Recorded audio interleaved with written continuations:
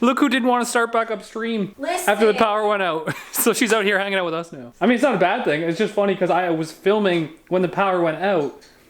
And then you immediately blame me for it. I texted right away and I was like, what did you do? Today, our new 1500 horsepower engine, we're gonna prep it, get it ready to put in the car. Just pull this cover out. Take this bolt out first. Probably should have took the oil pan off first.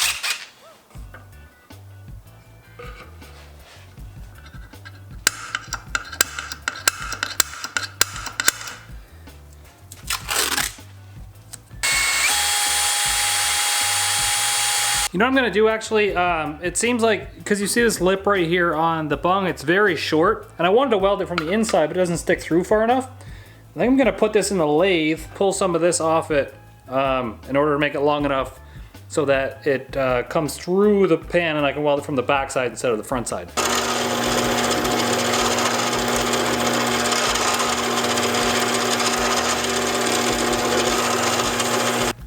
There we go. We have like a longer style shank on it there. Let's just see if it fits in our cover now. And it does not. It just means the hole in our cover is too small. A little bit.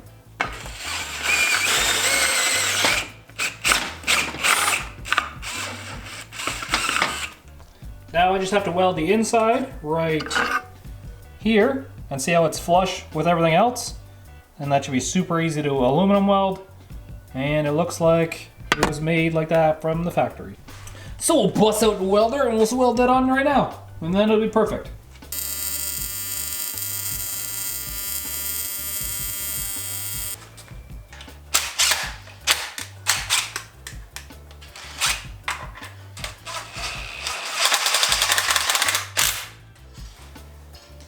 I'm just gonna let it cool down on the spare engine here to make sure that it does, if it does warp, hopefully it warps to the shape that it's stuck in right now. But yeah, that looks pretty factory to me, doesn't it? Now we've got to take our super sick top of the line Canadian tire tool. I only bought it because I didn't have one here locally. Or I think I had one, but I stripped out the middle piece, which happens to me an awful lot. And pull the balancer off the front of this one because I need this ATI damper. That's my expensive one. Essentially all you're gonna do is you're gonna bolt this piece on here, bolt it to the balancer, and then this is gonna push against the crank, and that's what's gonna pull the balancer off. But I have a feeling the crank is gonna spin on us.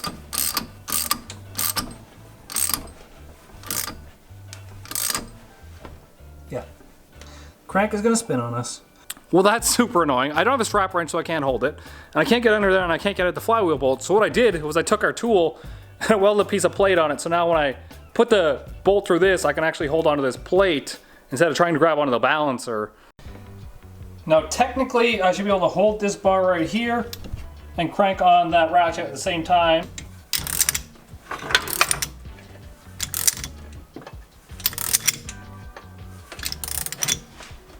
Honestly, it looks like this puller is bending right here. It's not going to pull this out.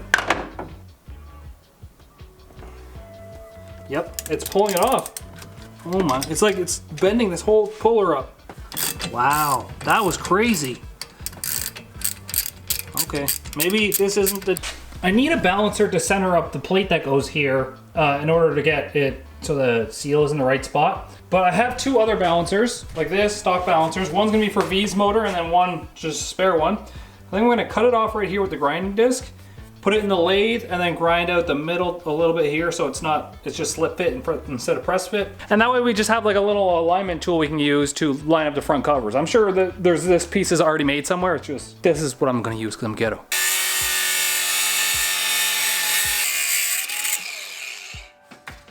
Boom, perfect.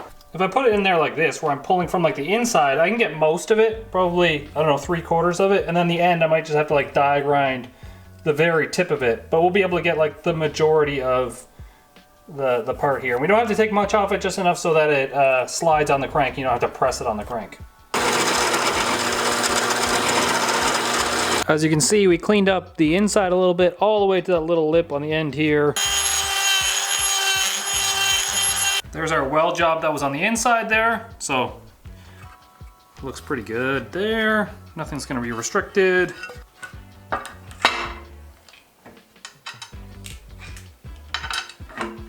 So So now that we have all our cover bolts on, you can see that there's a lot of movement in this piece. That's what this is for. So we put this on. It's gonna center up our seal.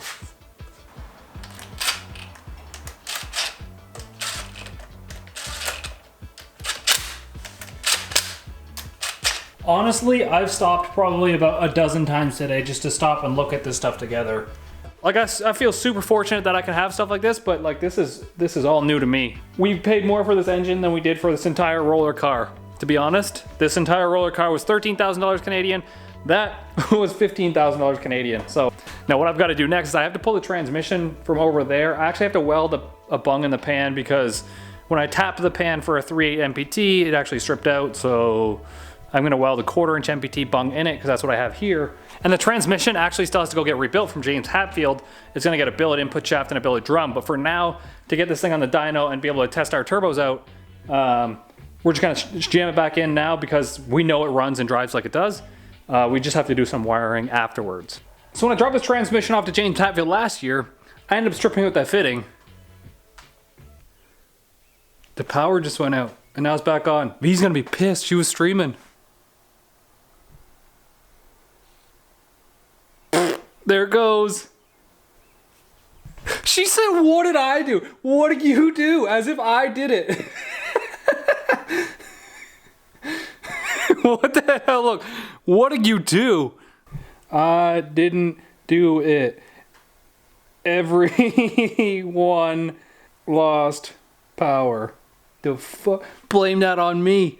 That's definitely not the cleanest thing I've ever seen in my life, but it's okay because this goes for a refresh rebuild soon with a new billet input shaft and billet drum. Smokey also showed up. What up, what up? Just driving my daily driver. Yep. Miles of Mayhem car. The power just flickered here and V was all like, what did you do? That's what she texted me. Well, I mean, you've got multiple welding. We've seen your welder wire, so it's a good assumption on her behalf that you frigged something up. Yeah, but it would break this circuit breaker, not the one inside. Yeah, but unless you break it real good. Unless you 4L60 your power. You judging me right now. Yep, there's definitely a little bit of something in here. I mean, that could be anything though. That could be a pop can that I forgot on the road 1 year ago and it like flipped up into my dipstick and then I just ran it over and then ended up in my transmission somehow. Anything. Look who didn't want to start back upstream after the power went out. So she's out here hanging out with us. I mean, it's not a bad thing. It's just funny because I was filming when the power went out and then you immediately blame me for it. I texted right away and I was like, what did you do? What did you do? So anyways, I've got to weld this bung in here. This one. I don't even know if I have an MPT fitting for that right now today. And then I have this temperature gauge, and the temperature gauge actually replaces the other one up here. And then we can put this back on. We can bolt the transmission, torque converter, flywheel onto this thing, and then we put it in the car. Isn't that exciting? Yeah, that's super exciting. We're like 5-6 weeks away from Miles of Mayhem, and we have 2 cars that don't run. Pieces! Pieces of car. It's literally in pieces. Should we put oil on the floor and then we'll like jam Virginia's face in it like they did to Ted? Yeah, you didn't watch Fast and Furious. Oh my god, she just didn't even get the reference. We ain't got no engines, Ted! Do we? Do we? See, she don't get it. I don't get it. Oh yeah. Yeah, Gina Dinkley balled it. That'll be another video. I went like this. There's a lot of crosshatch back in that. Yeah. Damn. I ordered the wrong flex plate bolts here. This is one for with an adapter. I need one without an adapter, so the flex plate's not going in. So the engine's probably gonna go in just by itself with the front plate and the mid plate, which is gonna hold it in the exact spot it needs to be anyways. But I wanna put the front plate on and try and get the alternator kit put on it because I got a new alternator kit from ICT Billet, just like Gina's car. Drilling that. I probably have the tap for it. I just don't have the to line up that. I don't have that piece. 2 people reading instructions. Yeah, I just don't know how this is gonna how Fab guys get the perfect spots for holes. I think you just throw flour at it. You find the wet one and you hold it. Oh, yeah. Yeah, pretty much. But yeah, if you look at it here, my old motor actually had 2 holes right here, one here, and there's none on this one. The truck motor actually doesn't have. It's not drilled and tapped right here, and then the other one's just not there. Well, because the big difference, right, is the motor plate was set up and working on a Gen 3 L33 aluminum. Yes. And this is a Gen 4 iron block. Iron block, yeah. So the iron block doesn't have the provision like right here.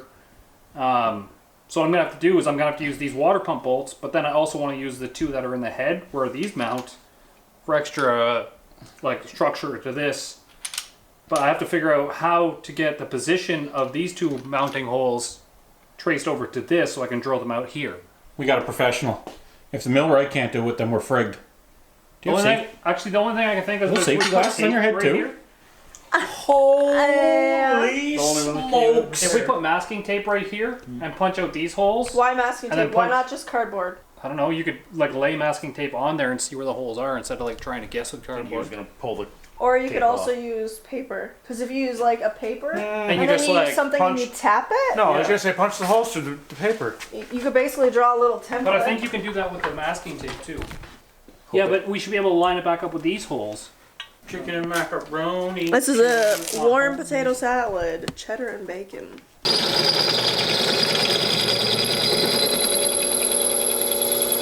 Kyle was originally drilling this right here by hand, and then Dina called him out for not using the tools that were provided. Like fucking amateur. Like he's literally using a hand drill right in front of the drill press. Like, who's buddy even over here anyway? I'm gonna fucking bop him Bop him. Do it. in bed. Why don't you just do it then? No, because I've never used this lathe before. Yeah, this is way more fancy than anything you're used to. Wow. How else am I supposed to learn if I just don't do it? So this little thing touches this, and we'll take material away and make the material shreddy wetties. Curly. Sick. Short and curly, long and curly. To cut this, are you cutting this way or this way? This way? Okay, so your cutting face is actually the flat face, basically. Like the tip by the flat face. So right now you've got it angled, so it's going to be on this tip. Instead of like if you're cutting by moving your tool that way. This tip though. Is that, Maybe to me it just looks like it's tilted too much that way, but so I just go back this way? I would think so, but... Your man's is making things. Ish. So if I turn this off and I get our tool and measure from like that lip now to that lip. And just confirm that it's 0.25. Yeah. Oh. Ish. Ish. I use ish a lot, so. In the professional millwrighting world, where is ish in the measurement scale? Is it 1 thou? Is it 3 thou? Is it? Is it below or above a hair? I can't you say that on the literally video. read my mind. I was gonna say cunny hair, but 0.248. Yeah, I can't get the tool like on it though. I guess I go this way. But 248 and 250 are pretty close. That looks like the width of our precision cutting and measurement. plate. Well, we have a plate. We can jack that actually. Well, yeah. Over there. Where's your mic at? No, I can just put the super accurate measuring right here.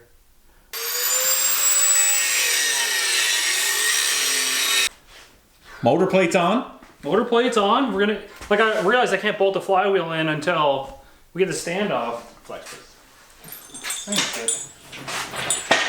Same thing. Tyler, those new shoes, how fast can you run?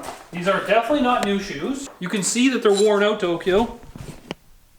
Maybe from running though. How fast are they? Not very fast. Running so fast. We're just trying to figure out a solution to get this thing Up in the hair? up in the hair. Now we need to get this I think so. over here though. So we gotta do some ghetto pulling again, I think, with the front end there. Dan pulls his front end enough, he should be able to take care of that. Got him! Some dudes be like, just grab it, and I'm like, I'm one set above that with safety. Yeah. I mean, it's not it's not $13,000 worth of motor on the fucking hook here. There's more than that. Hey, yeah, it's but hey, and the bolts that we kind of trust. Oh my Lathe. Why didn't you just move the bandsaw in the first place? Where you want to go? In? Jesus, Dan. Yeah. Don't kick it like it's yours. He's definitely kicking it like it's mine. Crank it, Tokyo! Crank 90s! Motor's not that heavy. Like I would screw that into the wall and hang from it, so I'm more than what that. Who's getting screwed into the wall later? Lathe. Better be. Our poor bed frame's already broken as fuck. When we moved from our old house, the movers took apart our bed, and when they took apart the bed, there was a whole piece on the wall where the paint was all scuffed off yeah. from behind Yeah, we the gotta go down a headboard. bit. Keep going down. Yeah, I'm trying to move it to find the hole back here. I don't know where my holes are, honestly. I could have swore I saw both holes. Yeah, right there, Dan, I think. I think that's what I'm seeing there. Can you find the hole there or what? I think I'm in it. There's a lot of discussion about finding holes Yeah. over here. I've been biting my tongue. I'm excited, dude. I'm excited. So Look at it's- it in here. What? It's almost midnight. Kyle worked a 12-hour shift today Yeah. and works again tomorrow night, but out here grinding, miles of mayhem. Yeah, I should put like at the beginning of every video from now on. I should How put many days till miles of days till mayhem? Miles Mayhem. For people that don't realize though, Miles of Mayhem is Canadian, Western Canadian Drag Week. 1,700 kilometers, which is like 1,250 miles or something. 5 tracks. And this car is one of the cars that are going. Ooh, And big. it's not existent right now. So that's pretty cool. And we literally have There's probably like 6 weeks. 6 weeks. July 5th. July. Starts. And we've got to make a 700 kilometer trip to get to the beginning. Damn. Which I can bring in the trailer. Which we can trailer, so we're good. This is our unit of measurement for, because I never seen the exhaust ports, I never took it off, but I can get 3 fingers up to the knuckle there in this head, and then Fingers to head ratio. I could get them up to the Can't knuckle even on the get other to one. First knuckle. Yeah, so this is like a 2-finger head, and the other one's a 3-finger head. Now, I do want to point out in this video, we've already used a lathe and a micrometer, and we're finger measuring. So I want, as a millwright, how do you feel about our unit of measurement? 2 fingers? 3 fingers? I'm just. sure, because the jack height is different on these heads, I'm making sure the exhaust ports are in the same spot and my turbo kit fits. Yeah. But the turbo might not fit, because the turbo placement's kind of weird too. Do you know anybody who's a welder / fabricator by chance? No. Not on this short of notice anyways. Oh, it's way off, dude. I was saying that before we even bolted it up. Yep. And then on top of that, like I might have to make a whole new turbo kit. Because I won't be able to get the exhaust where I wanted to get it now. Yeah, so the deck must have like... Well, the higher deck pushes it out because Yeah. it's a V, right? Nick said it was in the same spot, but because, see how thick this deck is right here? Yeah. Yeah, so that's much thicker than the one that's on there, so obviously the head's gonna be a bit taller. Yeah. Which means the manifolds are out slightly more. Which means you have Everything is off a little bit, which for something Yeah. that was already off a little bit, makes it out a lot. well, it wasn't even off before. It was just like the heat had made it move a little bit, but twist. that's way out. That's like Yeah. I said 1/4 inch at least. so. Dan will put the turbo. Just for shits and giggles because we can. I assume we want to do this part. Yeah, there's no way I can fit an exhaust pipe there now with the new alternator bracket system. So what I wanted to do all along actually was I wanted to put this right here in the middle. With the The speed handle. speed bar, Just because it was there, I just grabbed you it. didn't get the bottom one. That doesn't matter. I just want to put it in there to know where we can put this turbo now. Because it obviously has to move. But the question is, like I wanted it to go forward, but here we'll never get an exhaust on it. Like that would be better for like drag week style stuff.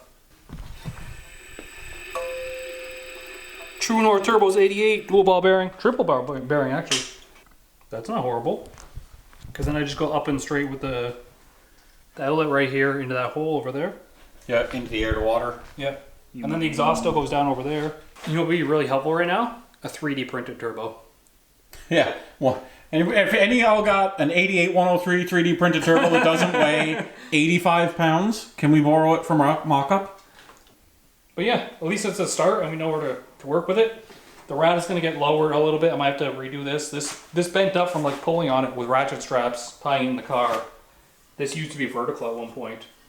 That's my car. Make sure you subscribe to the channel, like the video, peace easy, and get that V.